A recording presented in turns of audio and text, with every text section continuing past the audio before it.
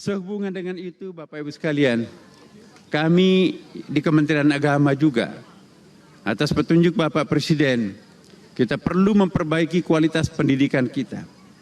Maka itu kita mencoba untuk memperbaharui atau memperbaiki kurikulum, terutama kurikulum pendidikan agama kita, yang kami istilahkan dengan kurikulum cinta. Apa yang dimaksud kurikulum cinta? Semua agama itu, agama apapun juga, inti ajarannya adalah ajaran cinta. Jadi kalau ada orang mempertahankan agama, tapi menganjurkan kebalikan daripada cinta, maka sesungguhnya itu bukan mengajarkan agama. Mengajarkan agama tentu harus mengajarkan cinta. Janganlah mengajarkan agama, tapi muatannya mengajarkan perbedaan dan mengajarkan permusuhan antara satu sama lain.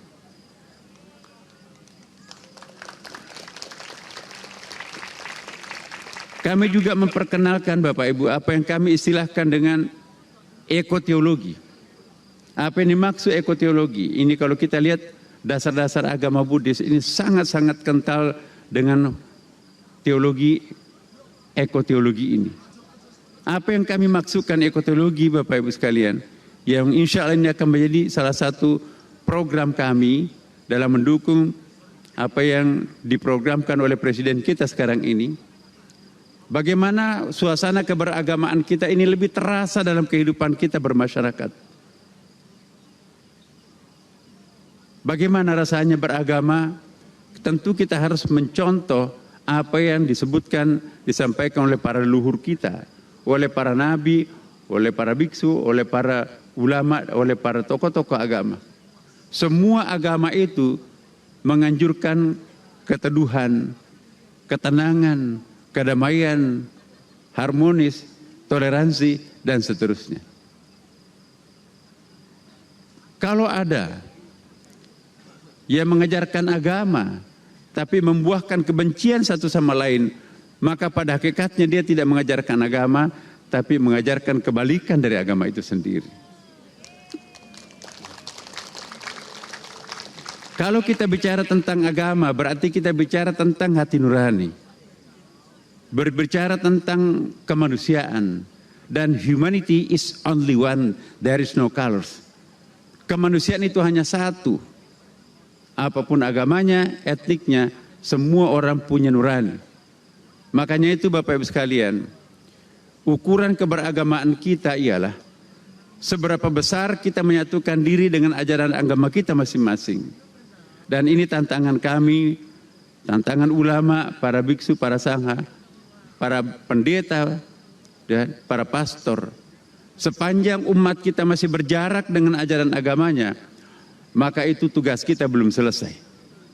Makin berjarak umat dengan ajaran agamanya, makin kita tidak berhasil. Tantangan kita adalah bagaimana menyatukan antara umat dengan ajaran agamanya. Ini yang merupakan tujuan kita semuanya. Malam seperti ini dengan disaksikan oleh Candi Borobudur yang menjadi monumen spiritual yang sangat dikjaya ini, kita berharap semoga pada malam ini tergores sebuah bekas yang sangat dalam pada peringatan Waisak ini. Sehingga begitu kita pulang dari tempat ini, maka insya Allah kita nanti akan mengalami suasana kebatinan yang lain. Pikiran menjadi lurus, hati menjadi bersih, langkah menjadi tegar, dan juga tindakan kita makin halus, makin lembut. Sikap kita kepada istri atau suami semakin damai, dan nafsu untuk selalu marah menjadi berhenti, dan kita semakin pemurah. Itu yang kita ingin capai pada pertemuan yang sangat suci ini.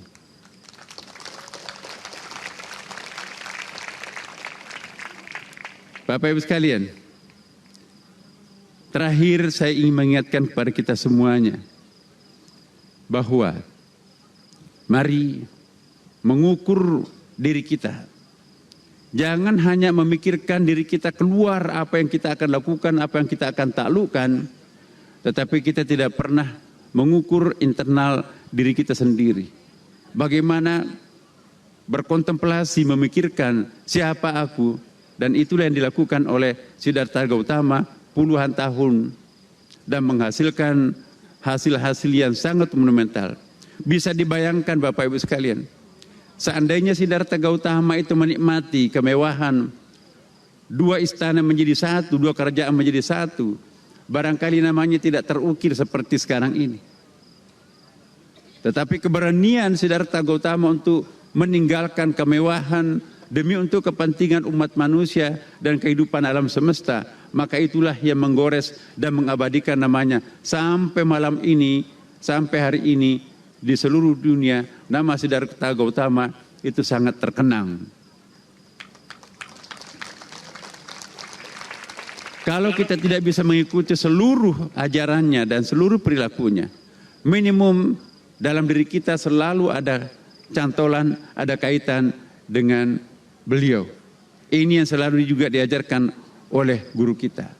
Karena itu Bapak Ibu sekalian, dari kami selaku Menteri Agama Republik Indonesia juga mengajarkan kepada kita semuanya, mari kita akrab satu sama lain. Sebetulnya semua agama itu lebih gampang kita mencari titik temunya daripada titik perbedaannya kalau kita berangkatnya dari hati nurani. Iya.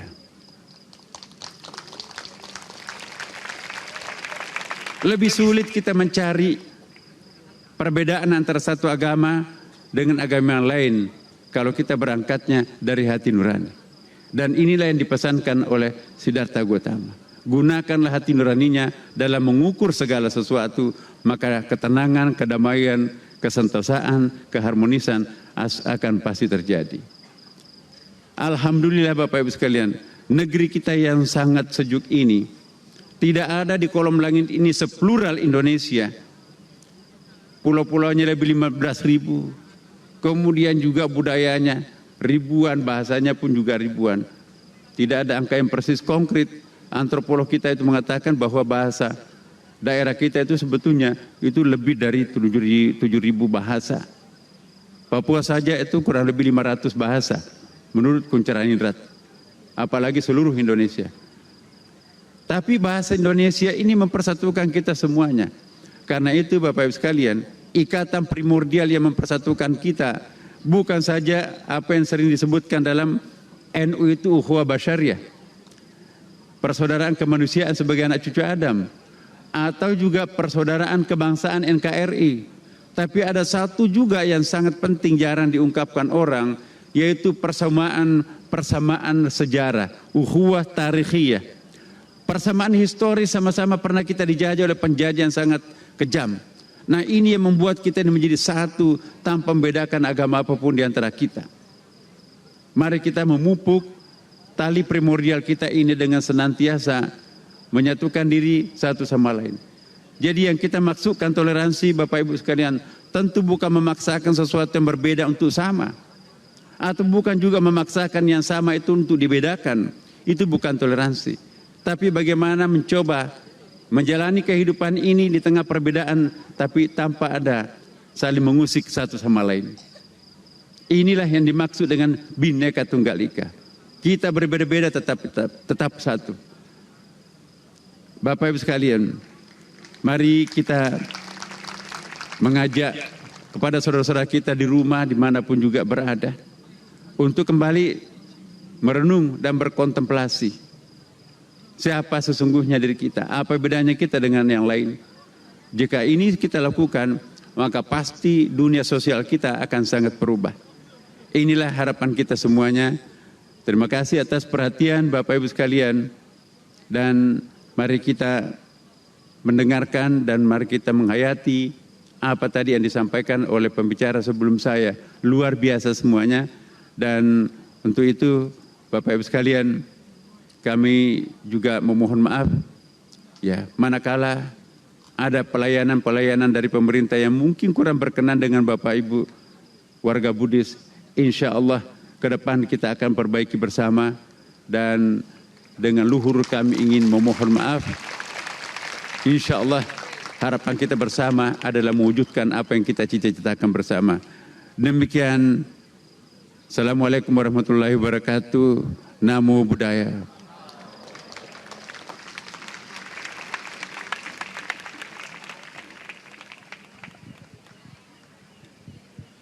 Kami ucapkan terima kasih kepada Menteri Agama Republik Indonesia.